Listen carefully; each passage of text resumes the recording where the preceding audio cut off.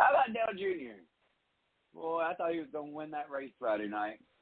Unfortunate circumstances. He still got it. The car caught on fire, like from the inside. Like that never happened. I don't know how it happened. I'm glad that Junior was okay.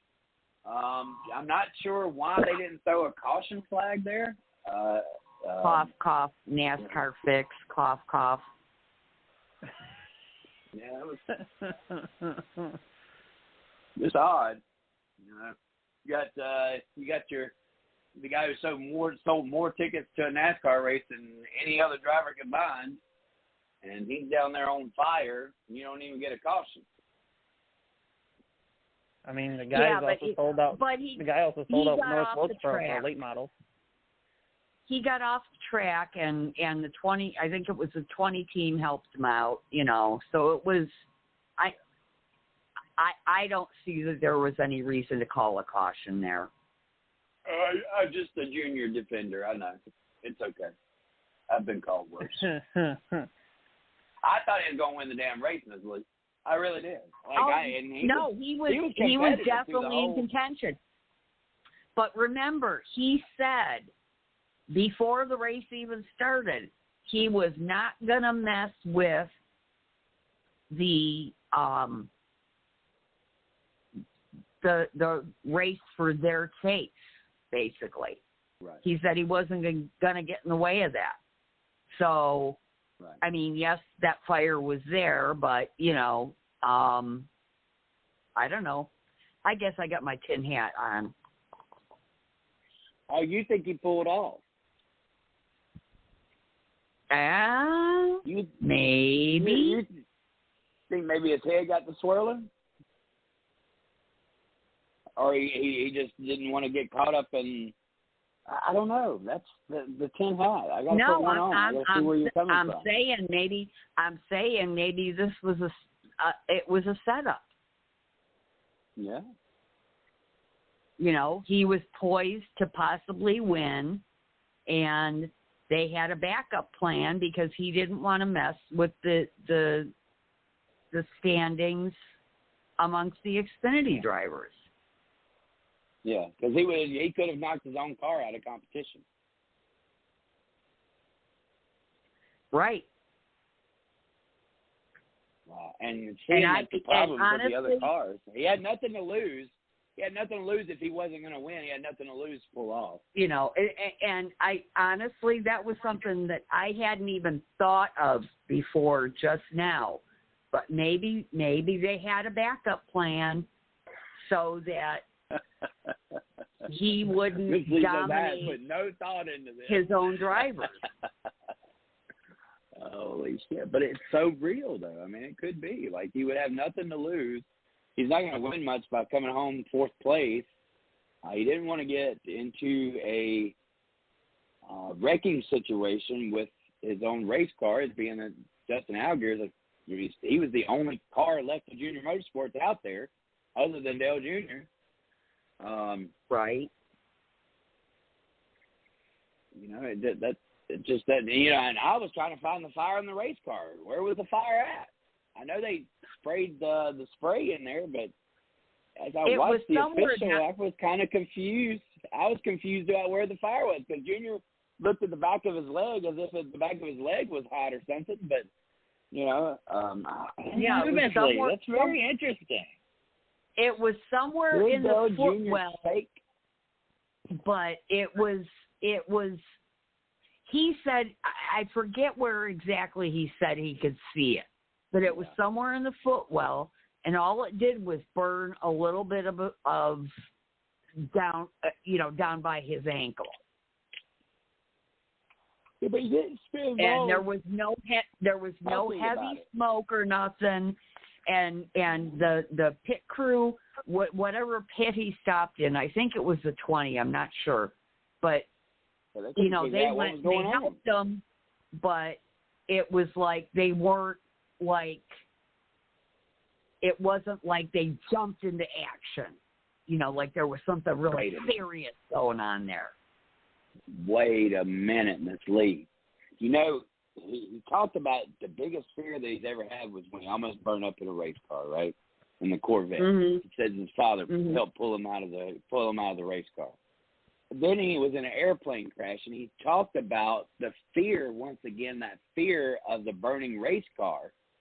He had that same fear in the airplane crash.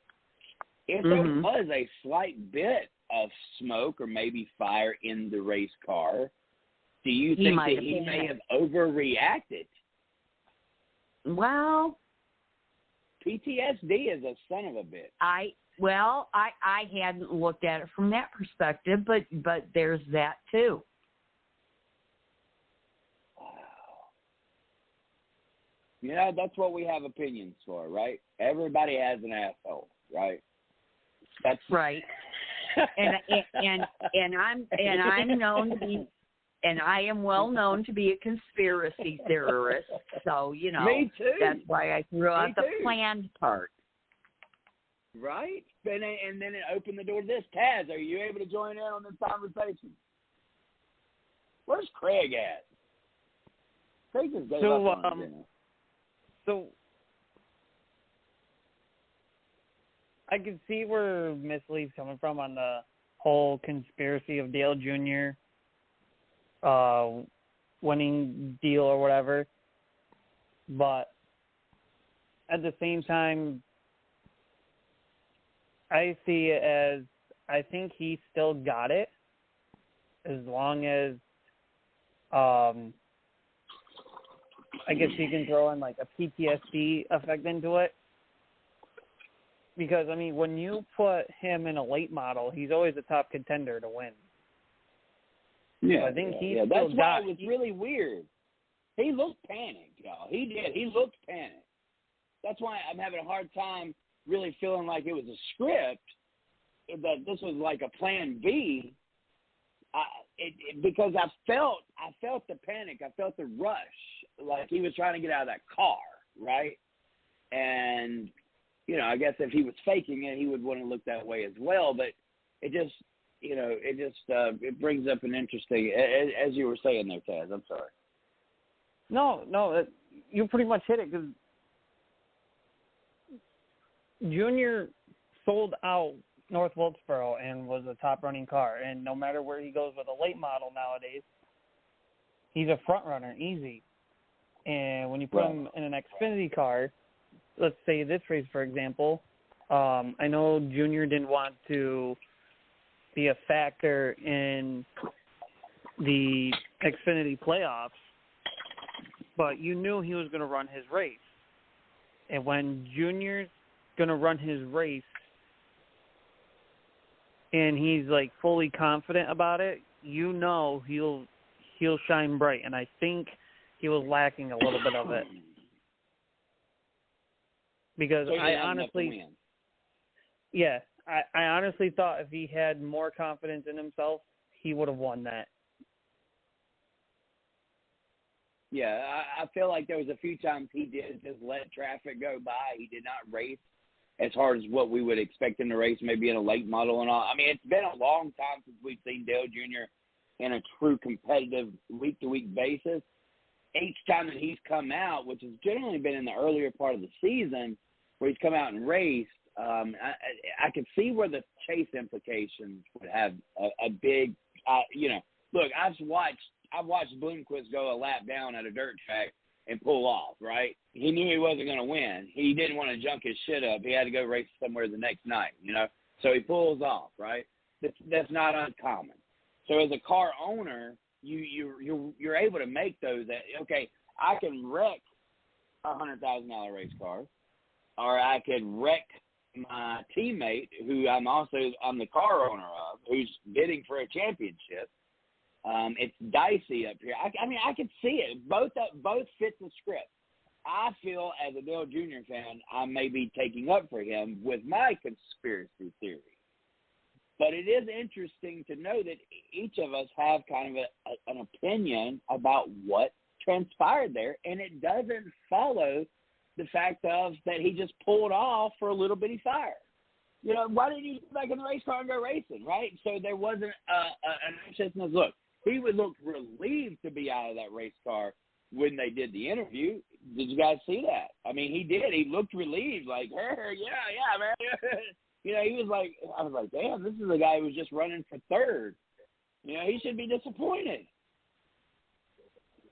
I can see the relief side being that he's in a very competitive field, and there are championship chase implications on the line,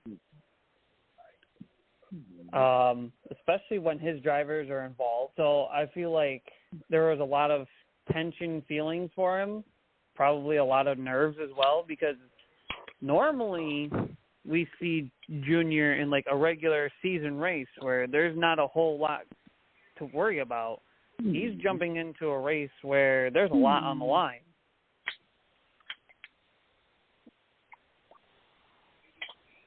Sorry, my dog's over here giving me love. And I'm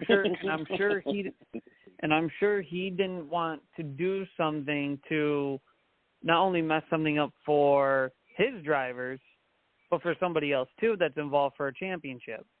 So he probably had a lot of nerves going in, and probably during the race as well.